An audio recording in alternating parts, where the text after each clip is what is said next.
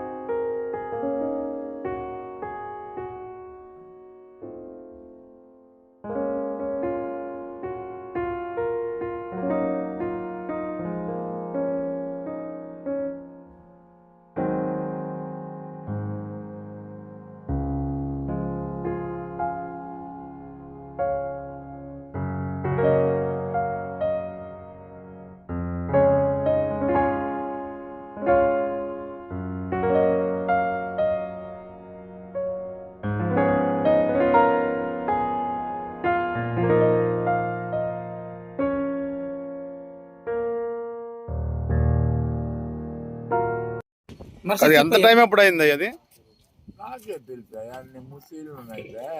కాదు, నిన్న ఎంత వరకు ఉంటారు? నైట్ వాచ్మెన్ ఎవరు ఉండరా? నైట్ వాచ్ ఉన్నాడయ్యా, నైట్ వాచ్ ఉన్నాడు. ఫోన్ నాకు 7 గంటలకి ఫోన్ చేశాడు. అయ్యా నేను పనికి వచ్చాను, జాగ్రత్త ఉండు అన్నాడు.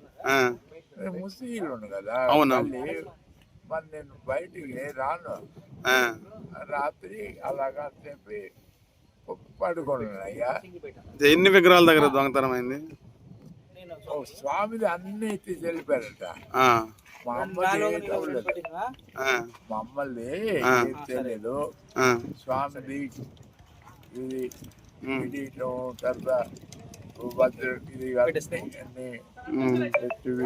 చేతులు అన్ని వెళ్ళిపోయారు. మళ్ళీ మొన్న ఒకటి బంగారు ఉంది, 9 లక్షలు అయింది. అంటే ఇది తయారు చేశాను. ఏంటి స్వామికి రోజు శుద్ధి పెట్టడం అంటే తప్పది, ఎలిమెంట్ గా ఒకటి పెడతాము. అన్ని బంగారం చేయించాను. దగ్గర 9 లక్షలు అయింది. అది పెట్టాను, చాలా బాగుంది. నేను చాలా అన్ని ఇచ్చాను, పెట్టాను. అది కూడా వెళ్ళిపోయారట. మా అమ్మలకి చేతులు చేశాను, అది అమ్మలు తీయలేదు. స్వామి వెళ్ళిపోయారు అన్ని. అయ్యా మరి నేను ముస్లిం ఉండు కదా, రాలేను. నాకు చెప్పారు. అది కాపలాదారులు ఎందరు ఉన్నారు? ఒక్కడే ఉన్నాడు. అంటే అతను నైట్ వస్తాడు, ఉంటాడు, తెల్లారిసరికి వెళ్ళిపోతాడు. ఆడు ఉన్నాడు. ఇన్ని సంవత్సరాలు చేశాడు ఆడు. ఎప్పుడు పోయింది, ఏం చేద్దాం, అన్నీ పోయింది.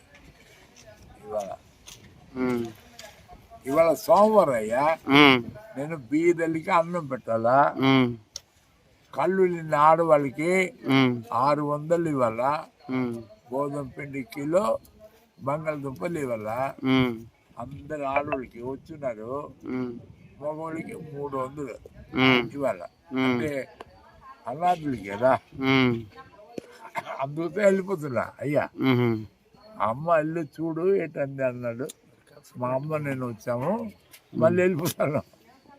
సరే సరే, నాకు మాటలు రాదయ్యా, 90 దాటిపోయిందా.